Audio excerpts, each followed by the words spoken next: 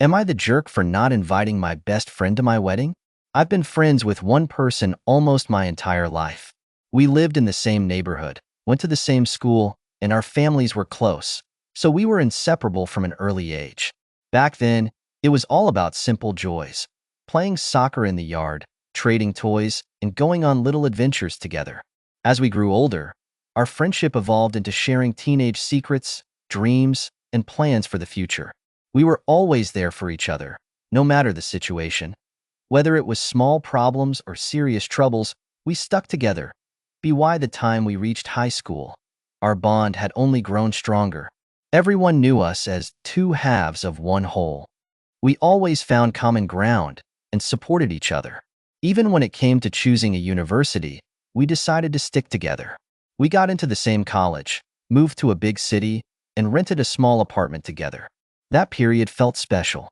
We were on the same wavelength, went to parties, helped each other through exams, and worked on joint projects in our free time. We thought we'd always be like this, friends who could rely on each other no matter what. But everything changed when I met her. It happened by chance. I was running late for a lecture, rushed into the room, and bumped into a girl. She smiled, apologized, and I immediately felt that something was different. We started talking, then dating. She was special, unlike anyone I'd known before. Smart, driven, kind. With her, I felt like a different person. Slowly, my time began to shift toward her. I enjoyed spending evenings with her, discussing deep topics I'd never even broached with my friend, At first. Things were fine. My friend was happy for me, even joking that I'd disappeared. But gradually, I realized I was spending less and less time with him. While we used to talk for hours, our conversations became shorter and less frequent. He was still into the same things: parties, meeting new people, clubbing, but I was drawn to quieter activities. I got into sports, books, and self-improvement. Gradually, we began drifting apart. He started complaining that I'd changed, that we didn't hang out like we used to. But I didn't feel guilty. My outlook on life had shifted. I no longer wanted pointless drinking, loud parties, or wild nights out. I felt content with the life I had now. But he didn't understand that. He kept insisting I was becoming boring and that our friendship wasn't the same anymore. The turning point came when he invited me to a party. I politely declined, saying I'd spend the evening with her. His reaction was unexpected. "You ditched your friend for some girl. Do you really think she'll stick around forever?" His words hurt me. He had been my best friend, but I realized we were becoming strangers. I still value him, but our paths have diverged. He can't accept the changes in me, and I can't go back to who I used to be.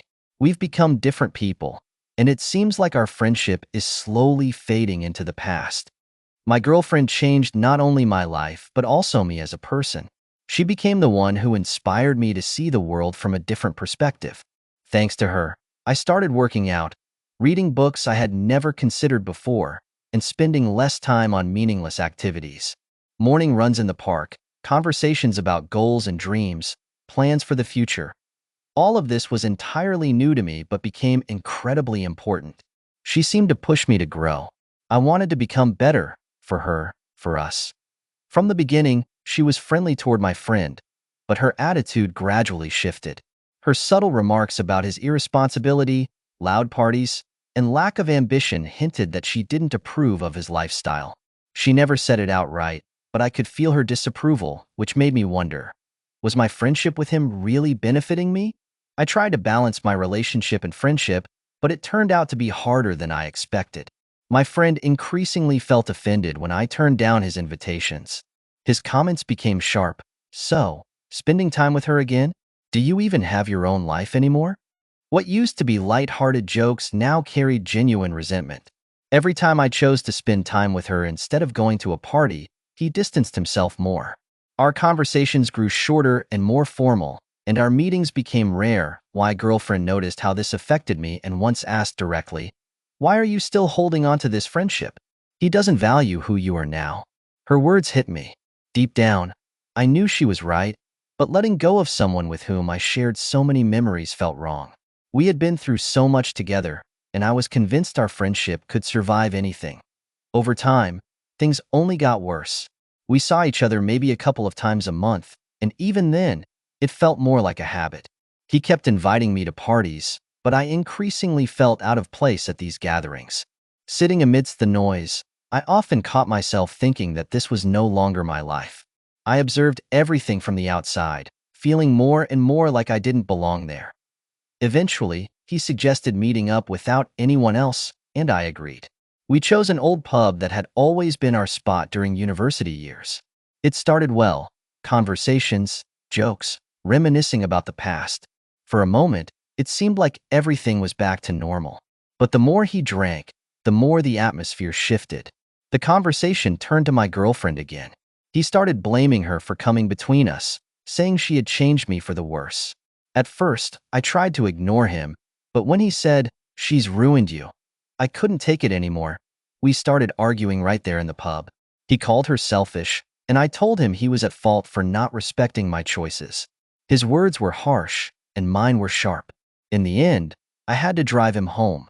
On the way, he smashed a few glasses at the bar, damaged my car door, and almost fell on the stairs to his apartment. At home, lying on his couch, he mumbled, "I hate her. She's not right for you." Those words were the final straw. After that night, my girlfriend told me she didn't want to see him in our home anymore. "He doesn't even respect you. Why put up with that?" she asked. And for the first time, I thought she might be right. Maybe I was clinging to a friendship that had long ceased to be genuine. We haven't seen each other since that night. He texted me a few times, but I never replied. I kept telling myself it was the natural end of our friendship, that we had simply grown apart and taken different paths. But sometimes, I find myself missing the days when things were simpler, when our friendship was genuine and effortless. Now, it's just a memory, one that brings both sadness and relief. Time went on, and my life with my girlfriend moved forward. After my friendship with my friend had ended for good, I tried not to dwell on those memories. We were happy, traveling, working on projects, and planning our future together. During one of our trips to Italy, on a picturesque villa surrounded by vineyards, I proposed to her. She said yes, and from then on, all our time was devoted to wedding preparations. We decided to have a small celebration in Spain, amidst blooming vineyards, surrounded by our closest loved ones. Every detail, from the menu to the music for our first dance, was planned together. It felt like the realization of our shared dream. During this time, I hardly thought about the past or my friend. I believed his absence in my life was a natural part of growing up. We had changed, grown apart, and that was okay. But a few weeks before the wedding, I unexpectedly ran into him in the city center. He looked just like he always did, relaxed, in faded jeans and an old t-shirt. He saw me first, approached, and with a smirk said, well, you're still around?" We sat down at the nearest cafe. The first few minutes were superficial, but nostalgia quickly took over, and we started talking about how much had changed since we last met. I told him about my upcoming wedding. His expression showed surprise, mixed with something, maybe sarcasm, maybe resentment. "Getting married? Seriously?" he said, not hiding his disapproval. When I told him the wedding would be in Spain, he went quiet for a moment and then sarcastically added, "Well, congratulations, though I'm not sure that's what you really wanted." His words stung, but I tried to keep the conversation smooth, explaining that I was confident in my choice. Still, he continued, "And you didn't even think to invite me? We've been friends since childhood." I honestly replied that I hadn't invited him because of our past conflicts and because my fiancée didn't want him at our wedding. These words clearly struck a nerve. He gave a bitter laugh and said, "You know what? I'll come anyway. I don't need your invitation." His tone made it clear this wasn't just a joke. I tried to explain that it would be inappropriate and that he shouldn't do it, but he just waved me off. The conversation ended in an argument. He accused me of betraying our friendship and being controlled by my fiancée, while I said he was too stubborn and didn't respect my choices. We parted on bad terms, and the heavy feeling lingered with me the whole day. I decided not to tell my fiancée about the encounter. She was already stressed about the wedding preparations, and I didn't want to add to her worries. Besides, I was convinced he wouldn't actually show up. He had always talked more than he acted, and I assumed this was just another way for him to vent his emotions. The wedding day started perfectly. We woke up at dawn to make sure everything was ready. While my fiancée was busy with her hair and makeup, I went over the final organizational details. Guests arrived on time. The decor was flawless, and everything was going exactly as planned. The atmosphere was magical. A floral arch, fairy lights against the evening sky, and the soft hum of happy conversations. The ceremony was enchanting. We exchanged vows, and as I looked into her eyes, I knew this was the most important moment of my life. Then the reception began. Delicious food, heartfelt toasts, our first dance. It all felt like a dream come true. Guests were smiling. Photographers captured beautiful moments, and I thought nothing could go wrong on this day. But then everything changed. In the middle of a toast, I noticed an uninvited guest at the entrance. It was him, my friend. He was wearing a wrinkled suit, and his face was slightly flushed from drinking. At first, I froze, hoping I was imagining things.